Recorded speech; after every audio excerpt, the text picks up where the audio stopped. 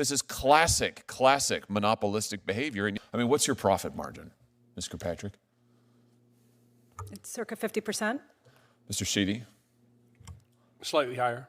It's higher than 50% profit margin? Slightly higher than MasterCard, yes. I'm just having a hard time understanding, Mr. Sheedy and Ms. Kirkpatrick, you have a business model. You're making over 50% profit margin. Hawley.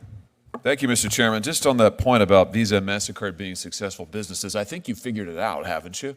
I mean, what's your profit margin, Ms. Kirkpatrick? It's circa 50%. Mr. Sheedy? Slightly higher. It's higher than 50% profit margin? Slightly higher than MasterCard, yes. Yeah, that's incredible. 50% profit margin. I mean, that's absolutely unbelievable. What's the answer to the Walmart question, by the way, that Senator Welch posed to you? What's Walmart's interchange fee that you negotiate with them? I don't have it with me today. You don't have any idea whatsoever? Is it higher or lower than 2.5%? Walmart negotiates their rates based on the business that they do with us. Meaning they're big, they're really big, they're gigantic, so they get a better deal than Mr. Callahan or most small businesses in Missouri. Is that what you're telling me?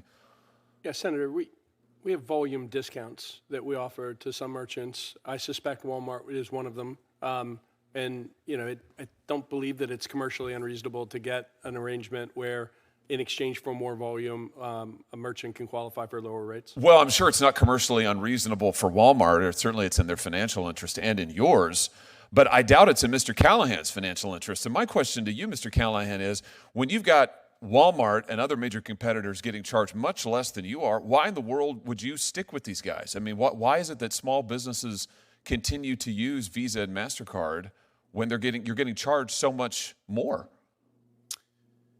It's in my opinion, it's a matter of convenience for the customer, and customers matter to our business. Maybe is it because that Visa and MasterCard are effectively monopolies? They control 80% of the market? Certainly part of the 80% of the market?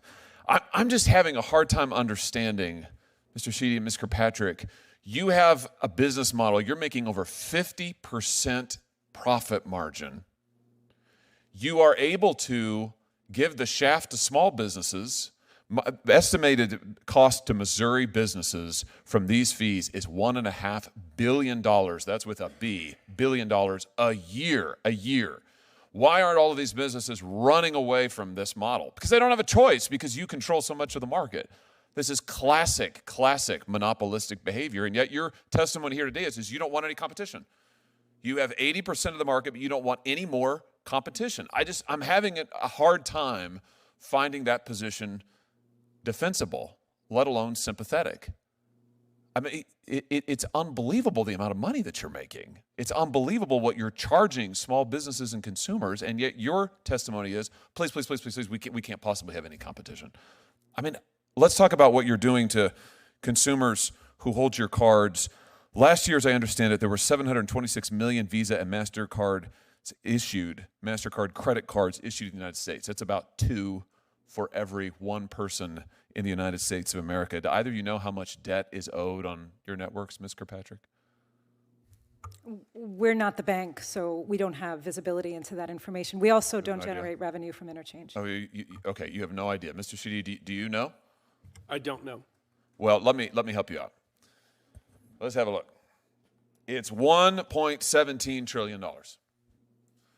$1.17 trillion is what consumers now owe on your credit card networks. Do either of you know what the average interest rate is on your networks, Ms. Kirkpatrick? Oh, Senator, we're not the bank. We don't set the interchange. I know, we don't set the benefit rates from it, and you know. Do you know what it is? This is your business model. We don't collect revenue from interest Sheedy, rates. do you know? I don't, Senator. I mean, do either of you read the newspaper? Forbes magazine just estimated last week that the average credit card APR in your networks is 28.75%. Average. 29%, let's call it. 29%. It's nearly doubled in the last 4 years. That is astounding, absolutely astounding. And you just testified a second ago that you've got more than 50% profit margin, and yet your testimony here today is you can't possibly survive if there's any competition. How can that be true? How can that be true? You've got debt like we've never seen before in American history. Your profit margins are as high or higher than they've ever been. You have 80% of the relevant market in the credit card interchange fees that we're talking about, and yet you couldn't survive if there's any competition? What am I missing? That's not a rhetorical question. How is it that you can't do any better? Senator, we like competition very much. As my colleague from MasterCard mentioned, we don't loan money to consumers. That's the job of the banks. I will say, as it relates to small business, we care very much. And the pandemic was difficult on small business more than anyone. In 2022, we lowered rates for 90% of small businesses in the United States. I also think that many of the security and the digital features that have been put in the network help small businesses. Wait a minute, but wait a minute. My time is almost expired. I don't mean to interrupt you. I'm sorry to interrupt you. But hold on just a second. You've increased the swipe fees consistently in the last few years. You've raised them, even as your network has expanded, even as your profit margins have gone up. You've raised the swipe fees. And in terms of competition, you are paying competitors not to enter the market.